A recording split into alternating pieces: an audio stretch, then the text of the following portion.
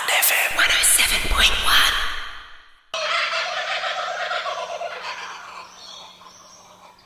Hi everyone, welcome to our mid-month bonus episode. This is episode 10.5. Lots of stuff in here for you to enjoy. Here you go. Okay, we wanted to talk about feeding wild birds, and I've nearly finished my wine. Lou, start off while I have the last little bit of my wine. There are two schools of thought. Mm-hmm. One So is true. people do it anyhow, so let's try and get them to use the best food possible. And that is a valid point, because I think people do it anyhow, don't they? I mean, it's inevitable. But certainly don't feed them bread. No. No. And What more can I say? You can buy some good bird mixes from pet shops. So maybe we should talk about why not to feed bread. Well, the best thing is not to feed them, of course. The best thing is to plant food for them. Yeah. But that's a lot more work than going down the shop, isn't it, and buying some bird seed. Yeah. So I think what I would suggest is that you don't feed any birds. Mm-hmm. Having said that, I did feed the birds after the fires in As did I. 2020 Yeah. because they were starving. Yeah. So I think that was exceptional circumstances. I think I could be forgiven for that. But really, do not feed the birds, because they will suffer from all sorts of illnesses that you can't imagine, because the food that you're feeding them is not the food that they're getting in the wild. And they build up a dependency. And it's great. You go to your home and you feed them and they come every day and they expect it. And then you go on holiday and they come and there's no food. And they've forgotten how to forage for themselves. They don't know how to do it anymore. They're so dependent on you. So they starve to death. So I do think that BirdLife, the big organisation, international, national, and we have a local group here, they all recommend you do not feed birds. Yeah, that's right. And wires say the same thing. Don't Wires feed. say the same thing. So So these people are really close to the action, and they can see what's happening to the populations of birds, and it's not pretty. Yeah. So some of the other reasons, as well as the dependence aspect of it, is that they're not getting a balanced diet that way. No. And that they can spread disease. And in a minute we're going to talk about one of the diseases which is spread in wild birds. But I particularly have a bit of a bee in my bonnet about bread, and I'm aware that lots of people who go to Lake Alex feed the ducks their bread. Bread is not good for any bird.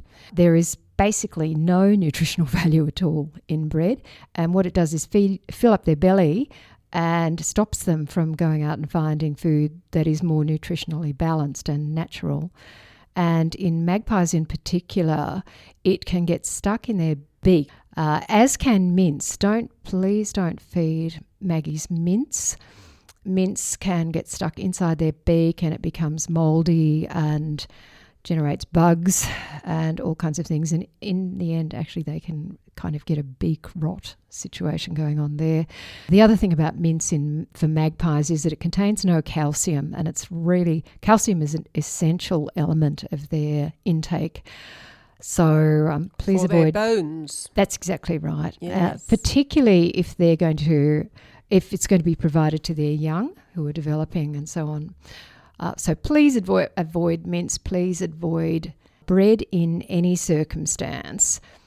So another problem with feeding birds is that lots of us are feeding some of the really abundant birds, and they are flourishing in the area. So, for example, the sulphur-crested cockatoos and the corellas do not need any of us to be providing them with food. Their numbers are increasing significantly. They're competing for hollows in the area with lots of our other more precious birds. We don't want the species that are really flourishing and doing well to get even more food. Well, it's putting everything out of balance, Yes. isn't it? Yeah, that's a good description. Thanks. And that applies too to the rainbow lorikeets. It's part of the explanation for why their numbers are increasing in many urban areas, because people are feeding them and other birds are suffering as a consequence of that. Food also goes off quite quickly when you're feeding birds. So if you're going to feed, please keep the area scrupulously clean, and if you put out fruit or any of those kind of things, change it quite often. And sunflower seeds, which are very popular with birds, aren't a great food. They're okay in very small quantities, but they're essentially all fat and nothing else in terms of nutrition. Can I make a few suggestions for what you can do? Yes, what you can do would be good. Go for it. Well, what you can do is plant. Yes. And Yes. this is a panacea for so many things. If we want wildlife in the Highlands, we need to start planting lots of natives.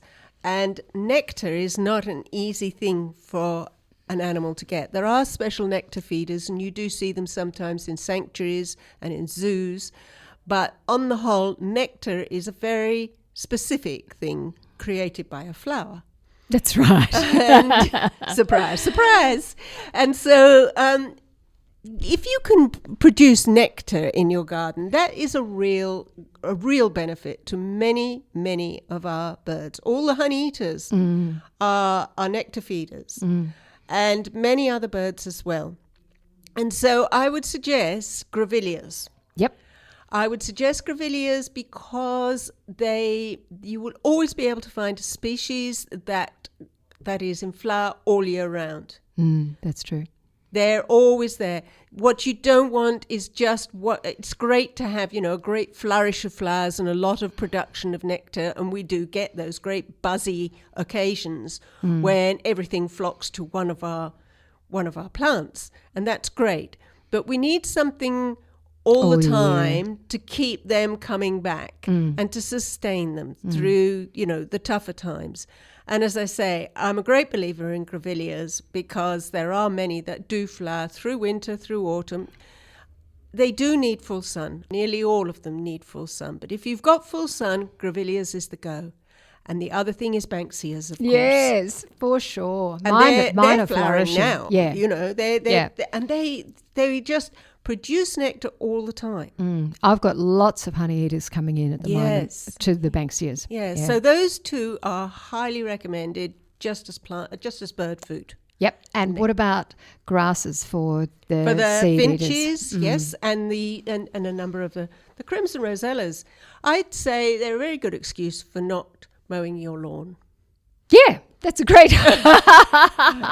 Couldn't agree more. My neighbours are very, very busy with their lawns all the time. I have a partner who is a little reluctant in that department, and I'm not going to do it. And to tell you the truth, I don't think that's about the birds, is it? No, but the benefit is that there's a lot of crimson rosellas down the back just eating all the grass seeds. Yeah. They're very happy with that. Yeah. An important aspect of this, which I've been trying to stop Louise from talking about to date, and now you can talk about it, darling, is that feeding birds, there's huge potential to pass on a really nasty disease when you feed birds. So go for it, Lou. The stage is yours, darling. Well, this is beak and feather disease. It is really, really absolutely heartbreaking. And you may have witnessed it, especially amongst the parrots. We have 38 species of parrots in Australia, and they have all been at times affected. And the sulphur-crested cockatoos, probably in our part of the world here in the Highlands, are most obvious. You will see these deformed animals with deformed bills, very little feathers. The feathers are grey. They look scrawny. They're anemic. They're an abnormal colour, and they are having difficulty eating and flying. And so, if you see a bird like that, you can be pretty sure. And we're not talking like we were talking the other month about just losing feathers as a molt. That No, is, it's a the whole odd feather different here thing. and there, no big deal. But this is, you can see it's distinctly sick. And it is a deadly disease. It is fatal. Yeah, it's very, very nasty. It's a virus, and it's highly infectious. And it is passed on from bird to bird, or even from human to bird, or even from feeding station to bird. It's highly infectious. And so these big flocks of sulfur-crested cockatoos you will sometimes see coming together to be fed is a perfect place for being a super spreader. Yeah. It's in their body fluids, isn't it? We got used to thinking about bugs in body fluids through the COVID thing, so that if they do a poo on the feeding station, that may well be contaminated with the virus. Apparently, parent birds, when they're crop feeding, which we've talked about once or twice in our previous episodes. All of a couple of months ago. Yeah, because we've got such a huge, long history with this. The poor old parent crop feeds their juvenile, and with their dose of food, they get a dose of beak and feather disease at the same time. But just simply being in proximity to each other, one bird touching against another, can be enough to pass it on. It really is highly contagious. And groups of birds feeding in big flocks, such as you see when you're feeding birds, doesn't occur in nature, really. So you're creating an artificial situation, which is actually feeding the flames of passing the disease through these birds. And nowadays, they're saying that it's actually moved beyond the parrot group, and that certain other birds have now been seen with the virus. And although, you might think, well, there's plenty of sulfur-crested cockatoos around, so what if we knock back their numbers a bit? Some of the more endangered parrots are really hugely at risk with this, but also just some of our standard birds in the Highlands are at risk. So if you are going to feed, please be very, very careful to clean up the areas where you're feeding. Don't feed large groups, particularly of sulfur-crested cockatoos and of corellas. And if you find that large groups are flocking in, take the food away. Yes.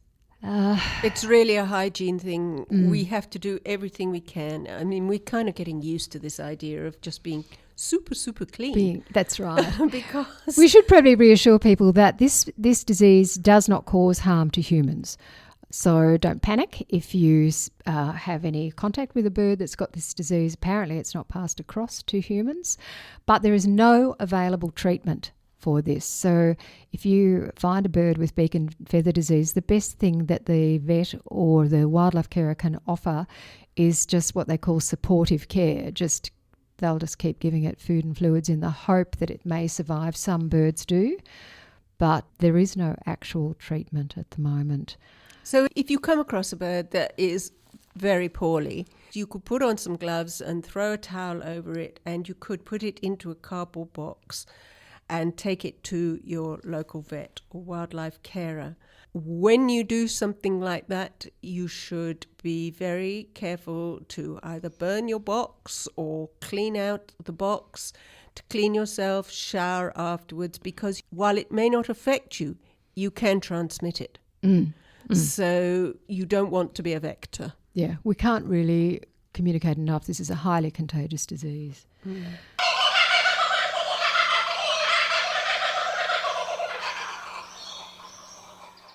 Okay, so when very we started sad this thing. podcast, we said this is going to be an upbeat show. So let's go for something upbeat. Can I talk about leaf curling spiders, please? Are leaf curling spiders upbeat? Yes. Okay, go for it, girlfriend. Yes, they are super. They are Herculean. Herculean in Yes, the upbeat Herculean, and they're not very big. I mean, like they're certainly not. They're actually quite tiny little spiders. But you would have perhaps come across them recently. I've got heaps in my garden. Yeah. So we're saying it very quickly. I want people to hear it clearly. What we are saying is leaf curling spiders. Yes. So what you'll see is the leaf. Yeah. And not much the spider. No, just some little limbs poking out the bottom sometimes if you approach very carefully. Yes, so this is the leaf curling spiders are a dynamic bunch of spiders. They're wheel web weavers. Say it again. Give it another. Wheel web weavers. They're Wheel web weavers. So, can you say it fast? Is the wine starting to kick in? Are you thinking? They make it a very elaborate wheel web. Well, so do a lot of spiders, you know. The Andrew Cross Yes. spiders do that. The garden spiders do that. I mean, there's a whole gamut of modern spiders. Modern spiders. Yes, really chic, modern, absolutely trendy spiders. But these guys do one thing remarkably different. They bring up a leaf from the ground. How do they do that, Lou? They do it with a pulley system Right. of their thread. Uh-huh. Everything about spiders is to do with thread, right? They've got spinnerets at the back. And the spinnerets at the back, if you look at them under a microscope, you can see them. They're spinning all the time silk. And they use silk for so many things. But the leaf curling spider, what they do is they first build their wheel web. They weave their wheel web. So that means slinging across a line of silk and then spinning the wheel.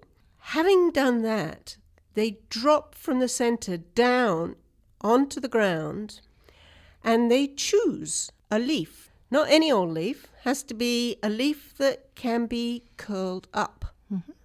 Very often a longitudinal leaf is handy. Some gum leaves work really well. But on occasions, apparently, they will actually use even a piece of paper that's just left. I've heard they'll even use a snail. And even an empty snail shell. But a snail shell's comparatively heavy. So the pulley system is under a considerable strain. And they will attach the silk to it, and then they will pull it up into the web. And we should say this is not a large spider, is it? This is a tiny spider. I think it's about a centimetre long altogether. From one leg end to another leg end, is that what you No, mean? from one end, one from the head body, to the body part. spinnerets, Right, body yeah. parts. And so they need a sturdy leaf. They will choose it with care because it's going to have to weather all weathers up there in that wheel web. And then they will pull it up, put it in near the hub in the center, and then they will weave more silk inside to keep them nice and warm. Insulation. Insulation. And then they will tuck themselves in there and they will put their first set of legs out, maybe their second leg, attached to a number of threads around, and they will wait Like for a a harpist. tweak. And then they might catch a predator. So they're very careful. When they get a predator, it's not always a happy thing because you can sometimes A predator or prey? when you get, When they catch. Well, it's a good point. Prey, when they catch something, they can rush out to see what they've got. And if they have something like a bee, a bee's bigger than them. A bee has a sting. Mm-hmm. And so apparently people say they've watched them clambering round and round the bee that's struggling in the web, going, will I, won't I, will I, won't I? What do you think? Have Am I feeling bitten off brave more than today? I can chew? And sometimes they'll take on a bee, but mostly they might cut them out. So cut them out of the web if they don't think that like they can handle it. But if they can handle it, they use their third pair of legs, and then they roll the predator up in silk. And they don't go round and round and round the prey. They roll the prey round and round and round. Oh, right. Yeah. So they're pretty smart little things. So you won't see them very often. You just see those legs. But I do think they're a dynamic, very clever sort of spider. They've taken it one step further in evolution to use the leaf. So, we argue about whether animals use tools and things. Well, this is pretty borderline for using a tool, wouldn't you say? Yes, I think I agree. I think so. So just the males, remember, are tiny actually. They're only about 5 millimeters. And they're living in that leaf as well, aren't they? Yes, they live in that leaf. So the pair are actually Oh, in the no, I leaf. think only one. I think that he's up at the top of the leaf and she's down at the bottom. That's Oh, what do you I think? read. I don't know that male and female spiders are that cozy with one another. We'll have to look into that again. Yeah, I've not heard that they live together in a leaf. Male spiders often get eaten by female spiders. Yes, apparently. Flu's pointing to, what is it? Google. Floss. That would be Floss. Who is Floss. pointing Floss. to her notes. Flu, Floss. But we won't continue with that discussion. But I do think if she wants to... Two things that I learnt that I thought were interesting were that when she's ready to lay eggs, she actually creates a second... Leaf nest. Yes, she does. And sometimes it's quite a distance away from the original one. And I'm just thinking, is that a means of keeping the eggs safe? She doesn't want her eggs there. Yeah, I don't know that. Yeah, because after mating, the males die. So I can't see them cohabiting. Well, I'm just going to read my notes now because I found all right, the read spot. your notes. This species is unusual among orb-weaving spiders because males cohabit in the leaf retreat with both immature and mature females. Right. Mating with the former, i.e. the immature females, after the female molts. So the minute that she appears, he's onto it. Male spiders does sound possible, may take up residence nearby or in the same web as the often immature female. Mating takes place as soon as she has her final molt. Right. So there you go. But the other interesting thing that I thought was really cute was that the younger spiders start off practicing with much softer leaves. Yeah. And as they grow up, they increase the challenge by going with firmer, harder leaves. I thought that was so cute. It is cute. I think the whole thing's brilliant. I think it's just brilliant. Yeah, they're great. I said to Lou a few days ago when we were talking about this that when it was really hot in the summer for a few days, I could see my leaf curling spiders hanging out the bottom of their well-insulated leaf because it was just too hot in there. But most of the time you just see their couple of legs poking out the bottom. Check them out in your garden. You'll see them around. They're quite cute once you know a little bit about them.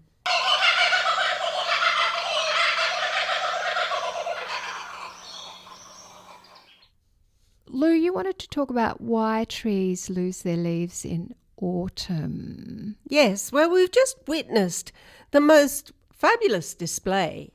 Every Here, time. up, yes, it has been spectacular. The yellows, the claret ash, the maples, all orange and red. It's been a great year Highlands this year. is famous for this. And people come from far and wide to see our deciduous trees.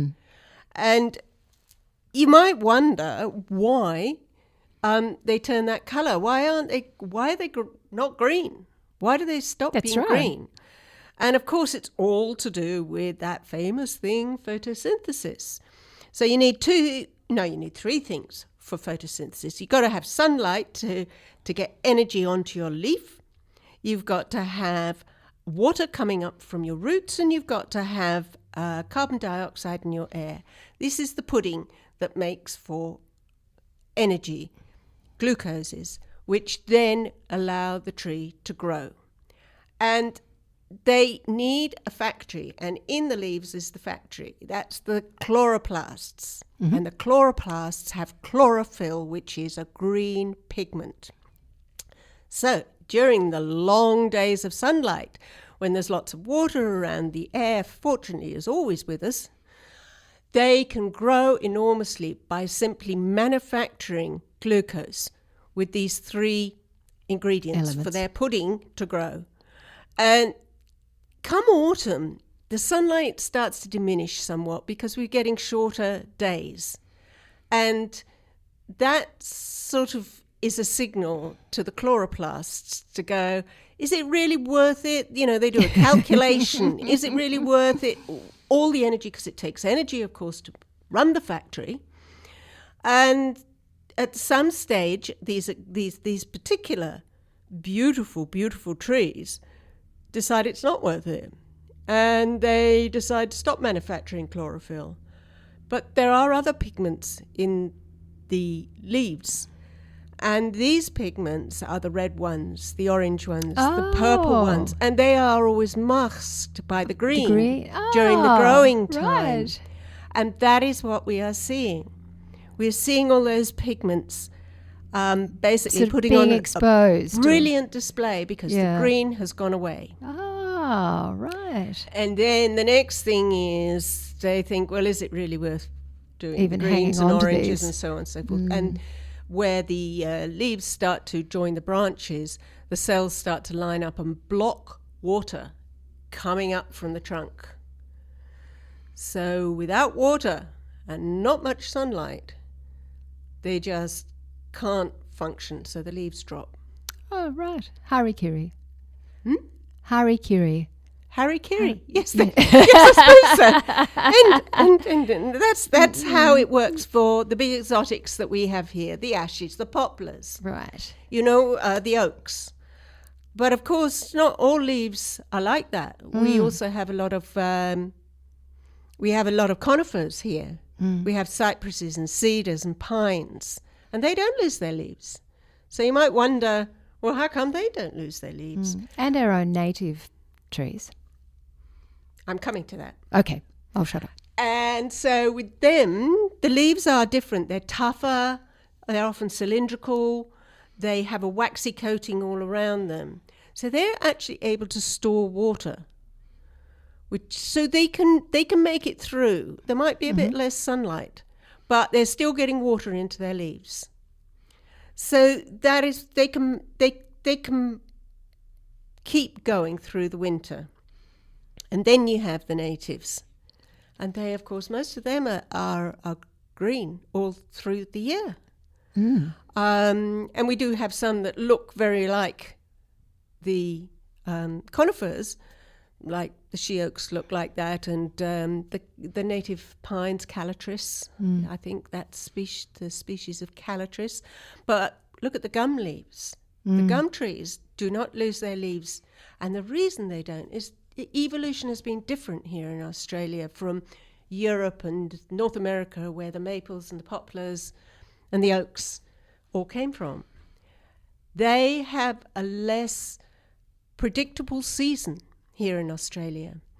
And it's always a good idea to keep your door open in case you do get a bit of custom, like water, like sunlight, like CO2.